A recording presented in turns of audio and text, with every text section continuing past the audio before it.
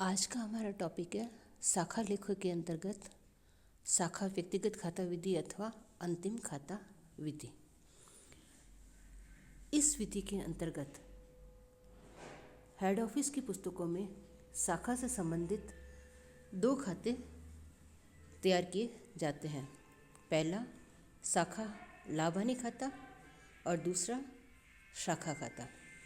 शाखा लाभ हानि खाता उसी तरह तैयार किया जाता है जैसे जनरली हम अंतिम खाते तैयार करते वक्त ट्रेडिंग और P&L अकाउंट तैयार करते हैं, वैसे ही शाखा से संबंधित समस्त खर्चों से संबंधित हम व्यापार व लाभ हानि खाता तैयार करते हैं। इस खाते के माध्यम से शाखा पर कितना लाभ या हानि हुई है इसकी जानकारी प्राप्त होती है। इसको दो भागों में बांटते हैं। पहला भाग हमारा व्यापार खाता कहलाता है, जिसमें हम ओपनिंग स्टॉक यानी शाखा के पास जितना माल का ओपनिंग स्टॉक है वो, शाखा को कितना माल भेजा गया और कोई प्रत्यक्ष खर्चे हैं जैसे चुंगी वगैरह है तो वो, और क्रेडिट पक्ष में शाखा के द्वारा की गई बिक्री जिसमें नकद व उधार दोनों ही, और देनदार द्वारा लौटाया गया माल वापस जो माल आता है वो लेस करके हम शाखा द्वारा नेट की गई बिक्री वो दिखाते हैं और क्लोजिंग स्टॉक दिखाते हैं। इस तरह दोनों पक्षों का अंतर हमारा ग्रॉस प्रॉफिट या ग्रॉस लॉस होता है। इसका सेकंड पार्ट होता है हमारा लाभ हानि खाता, जिसमें सबसे पहले हम ग्रॉस प्रॉफिट या ग्रॉस लॉस को ट्रांसफ़र करते हैं और शाखा से संबंधित जितने भी अप्रत्यक्ष खर्चे और डूबत ऋण वगैरह हुए हैं उनको हम डेबिट पक्ष में दिखाते हैं और अंतर की राशि शाखा पर हुई शुद्ध लाभ या हानि व्यक्त करती है। इस तरह हम शाखा लाभ हानि खाता तैयार करते हैं और दूसरा खाता होता है वो शाखा खाता होता है, यानी ब्रांच से संबंधित ये पर्टिकुलर खाता होता है जो एक व्यक्तिगत खाते की तरह होता है। इस खाते के डेबिट पक्ष में शाखा के पास जितनी भी संपत्तियां हैं जिसमें स्टॉक सहित उसका ओपनिंग बैलेंस लिखा जाता है और इसके डेबिट पक्ष में हेडक्वार्टर के द्वारा जो जो माल भेजा जाता है वो लिखा जाता है और प्रधान कार्यालय द्वारा किए गए खर्चों को भी डेबिट में लिखा जाता है। इसके अलावा ब्रांच P&L अकाउंट से जितना लाभ हुआ है तो डेबिट पक्ष में, और यदि हानि हुई है तो शाखा खाते के क्रेडिट पक्ष में लिखा जाता है। इसके अलावा शाखा के क्रेडिट पक्ष में शाखा द्वारा समय समय पर जो हेडक्वार्टर को कैश भेजा जाता है वो उसका योग दिखाया जाता है, और यदि शाखा द्वारा कोई माल वापस हेडक्वार्टर को भेजा जाता है तो वो दिखाया जाता है, और अंत में शाखा के पास जितनी भी संपत्तियां हैं उनका क्लोजिंग बैलेंस जिसमें स्टॉक सहित हम ये दिखाते हैं। ये दिखाने के पश्चात शाखा का हमारा डेबिट और क्रेडिट पक्ष का योग बराबर होना चाहिए। अब इस विधि के द्वारा हम एक क्वेश्चन सॉल्व करते हैं। क्वेश्चन इस प्रकार है हमारा, एक व्यापारी कंपनी की एक शाखा है जिसे प्रधान कार्यालय से माल भेजा जाता है और वो अपनी विक्रय खाता बही रखती है तथा रोजाना की समस्त नकद प्राप्ति प्रधान कार्यालय को भेजती है। शाखा के खर्चे प्रधान कार्यालय द्वारा साप्ताहिक चेक से भुगतान किए जाते हैं। अग्रलिखित विवरणों से प्रधान कार्यालय की पुस्तकों में शाखा खाता खोलें और 30 सितंबर 2019 को समाप्त हुए 6 महीनों के लिए शाखा का लाभ हानि खाता भी बनाइए। विवरण हमारा इस प्रकार है। पहले है credit sales 4,970, cash sales 2,920, return inward 60 रुपये, cash received on ledger account, cash received on ledger account 4,774, stock on 1 April 2019 1,680। इसमें cash received on ledger account है हमारा 4,774 है। Stock on 1 April 2019 1680 stock on 30 September 2019 2560. Debtors on 1st April 2019 2690. Goods received from head office 4552. Bad debts at the branch 130. Sundry expenses 830. Rent rates and taxes 804. अब इस question को हम solve करते हैं। सबसे पहले हम बनाएंगे branch trading and P&L account. इसका परफॉर्मा हमारा जनरल P&L अकाउंट की तरह ही है। दो पक्ष होंगे, डेबिट और क्रेडिट।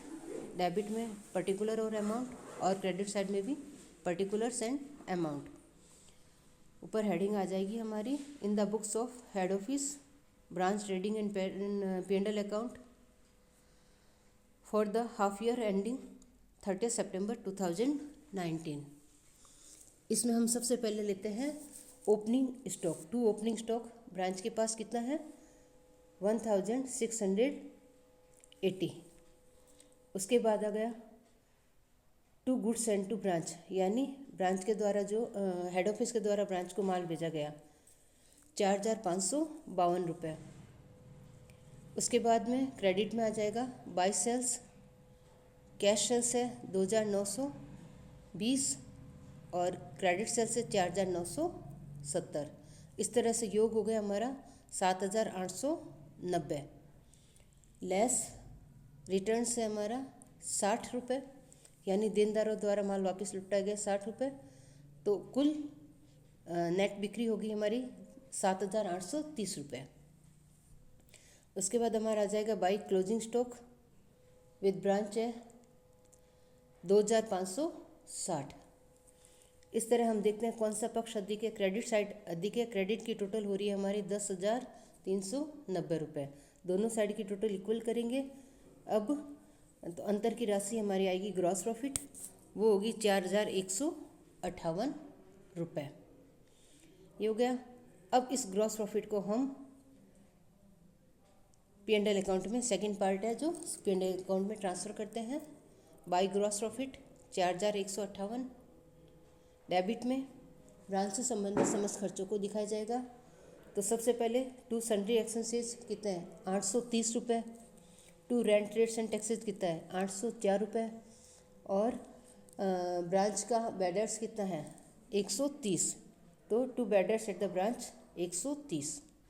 तो अंतर की राशि आएगी हमारी नेट प्रॉफिट। तो लिखेंगे to net profit transfer to general P&L account कितना हुआ? 2394 रुपये, यानी शाखा पर शुद्ध लाभ 2394 रुपये हुआ। इस तरह से हम शाखा का लाभ हानि खाता तैयार करते हैं। अब दूसरा खाता हम बनाते हैं शाखा खाता। तो शाखा खाता हम तैयार करते हैं। तो ब्रांच अकाउंट व्यक्तिगत खाते की तरह होगी। इसका परफॉर्मा होगा दो पक्ष डेबिट और क्रेडिट। प्रत्येक साइड में डेट, पर्टिकुलर, JF और amount. Date, particulars, JF and amount हो गया। इसके डेबिट पक्ष में हम जो भी ओपनिंग बैलेंसेज है वो दिखाएंगे। तो पहले टू बैलेंस BD, ब्रांच के पास कौन सा बैलेंस है? स्टॉक है ओपनिंग 1680 का, और डेटर्स है ओपनिंग हमारा 2690। इस तरह टोटल ओपनिंग बैलेंस हो गया हमारा 4370 का। उसके बाद हेड क्वार्टर के द्वारा भेजा गया माल to goods and to branch है 4552 रुपये।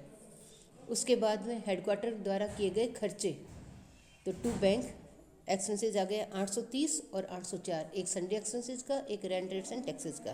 तो टोटल हो गया 1634 रुपये। उसके पश्चात ब्रांच का जो प्रॉफिट हुआ वो डेबिट में लिखेंगे। तो टू P&L अकाउंट प्रॉफिट 2394 रुपये। इस तरह डेबिट की हम समस्त मदें लिख देंगे इसमें। अब इसके बाद में हम लेते हैं क्रेडिट साइड में। क्रेडिट साइड में शाखा द्वारा हेड क्वार्टर को जो समय समय पर कैश भेजा जाता है उसका लिखेंगे। तो बाई बैंक आएगा। एक तो कैश सेल से रिलेटेड 2920 और एक उसके डेटर से जितना कैश हमारा रिसीव्ड हुआ ₹774 वो दिखाएंगे। तो इस तरह से टोटल ब्रांच द्वारा कैश भेजा गया 2,920 प्लस 4,774 यानी 7,694 ये हो गया। उसके बाद आ जाएगा हमारा by balance CD. By balance CD में ब्रांच के पास क्लोजिंग स्टॉक कितना है 2,560 और ब्रांच के पास क्लोजिंग डेटर्स कितना है। इस क्वेश्चन में हमें ब्रांच के क्लोजिंग डेटर्स नहीं दे रखे हैं, तो हम वर्किंग नोट में डेटर्स का क्लोजिंग बैलेंस निकालेंगे। तो इसके लिए हम डेटर्स अकाउंट बनाएंगे। डेटर्स अकाउंट के डेबिट पक्ष में हम सबसे पहले डेटर्स का ओपनिंग बैलेंस 2,690 लिख देंगे। उसके बाद देनदारों को की गई क्रेडिट सेल्स 4,970 वो लिख देंगे और क्रेडिट में देनदारों द्वारा लौटाया गया माल ₹60 का वो लिख देंगे और देनदारों से जो नकद प्राप्ति हुई है 4,774 वो लिख देंगे और डूबत ऋण है ₹130 का वो क्रेडिट में लिख देंगे। इस तरह से लिखने के बाद में हमारी डेटर्स अकाउंट की डेबिट की टोटल आ रही है ₹7,660 और क्रेडिट की आ रही है 4,964 यानी डेटर्स का क्लोजिंग बैलेंस आया हमारा ₹2,696 यानी ₹2,696 वो हम यहाँ पर शो कर देंगे। तो इस तरह हमारा जो बाय बैलेंस सीडी है स्टॉक और डेटर्स इन दोनों का योग हुआ ₹5,256। अब हम देखते हैं कि ब्रांच अकाउंट का दोनों साइड का टोटल बराबर है या नहीं। तो टोटल करने पर देखते हैं कि दोनों साइड का टोटल 12,950 बराबर है, यानी हमारा क्वेश्चन राइट है। इस तरह से हम इस विधि के द्वारा ब्रांच P&L और ब्रांच अकाउंट तैयार करते हैं। धन्यवाद।